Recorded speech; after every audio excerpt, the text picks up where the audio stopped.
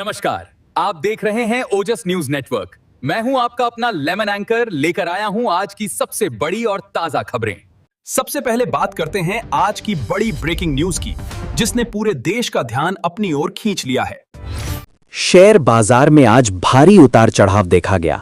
वैश्विक बाजारों में अनिश्चितता और निवेशकों की सतर्कता के कारण सेंसेक्स और निफ्टी में गिरावट दर्ज की गई। विशेषज्ञों का कहना है कि निवेशकों को घबराने की जरूरत नहीं, बल्कि लंबी अवधि के निवेश पर ध्यान देना चाहिए। केंद्र सरकार ने महंगाई को नियंत्रित करने के लिए नई आर्थिक रणनीति पर काम शुरू किया है। खाद्य पदार्थों की कीमतों पर नजर रखी जा रही है। सरकार का दावा है कि आने वाले महीनों में महंगाई दर को संतुलित रखने के लिए कई महत्वपूर्ण कदम उठाए जाएंगे। देश में डिजिटल भुगतान का उपयोग तेजी से बढ़ रहा है। छोटे दुकानदारों से लेकर बड़े व्यापारियों तक अब ऑनलाइन पेमेंट को प्राथमिकता दी जा रही है। विशेषज्ञों का मानना है कि इससे पारदर्शिता बढ़ेगी और अर्थव्यवस्था को भी मजबूती मिलेगी। भारत के कई शहरों में प्रदूषण स्तर फिर बढ़ने लगा है। पर्यावरण विशेषज्ञों ने चेतावनी दी है कि यदि जल्द सख्त कदम नहीं उठाए गए तो स्वास्थ्य पर गंभीर असर पड़ सकता है। सरकार ने प्रदूषण कम करने के लिए नई नीतियों पर विचार शुरू कर दिया है।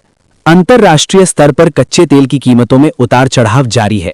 इसका असर भारत में पेट्रोल और डीजल की कीमतों पर भी पड़ सकता है। तेल कंपनियां हालात पर नजर बनाए हुए हैं और कीमतों में बदलाव की संभावना बनी हुई है।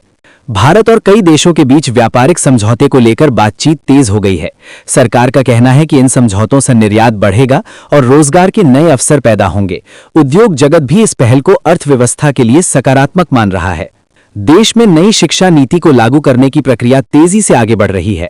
कई राज्यों ने अपने स्कूलों और विश्वविद्यालयों में नए पाठ्यक्रम और शिक्षा प्रणाली को लागू करना शुरू कर दिया है। सरकार का दावा है कि इससे शिक्षा की गुणवत्ता बेहतर होगी। कृषि क्षेत्र में सुधार के लिए सरकार ने नई योजनाओं की घोषणा की है। किसानों को आधुनिक तकनीक और बेहतर बाजार उपलब्ध कराने की दिशा में काम किया जा रहा है। विशेषज्ञों का मानना है कि इससे किसानों की आय बढ़ाने में मदद मिल सकती है।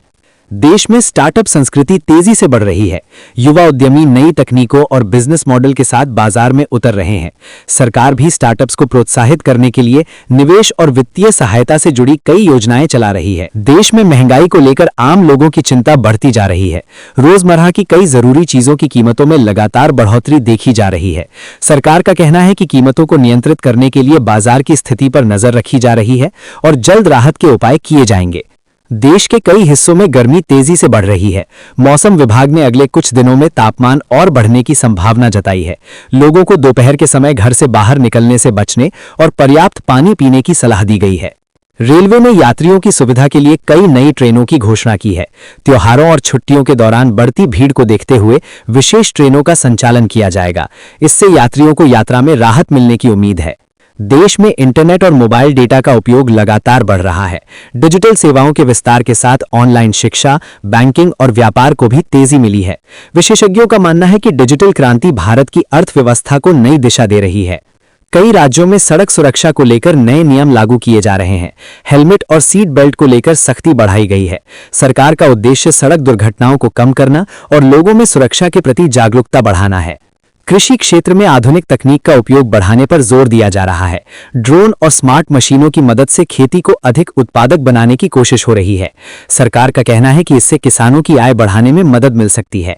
देश में स्वास्थ्य सेवाओं को मजबूत बनाने के लिए नए अस्पताल और मेडिकल कॉलेज खोले जा रहे हैं। सरकार का लक्ष्य ग्रामीण क्षेत्रों तक बेहतर स्वास्थ्य सुविधाएं पहुंचाना है, ताकि लोगों को इलाज के लिए दूर न जाना पड़े। पर्यटन उद्योग को बढ़ावा देने के लिए कई राज्यों ने नई योजनाएं शुरू की हैं। ऐतिहासिक स्थलों और प्राकृतिक पर्यटन स्थलों को बेहतर बनाने के लिए निवेश किया जा रहा है। इससे स्थानीय रोजगार के अवसर भी बढ़ने की उम्मीद है। देश में इलेक्ट्रिक वाहनों की मांग तेजी से बढ़ रही है।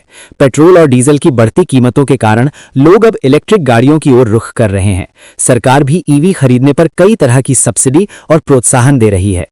कई शहरों में मेट्रो परियोजनाओं का विस्तार किया जा रहा है। इससे ट्रैफिक जाम कम होने और यात्रियों को तेज और सुविधाजनक यात्रा का विकल्प मिलने की उम्मीद है। शहरी परिवहन व्यवस्था को बेहतर बनाने के लिए सरकार लगातार निवेश कर रही है।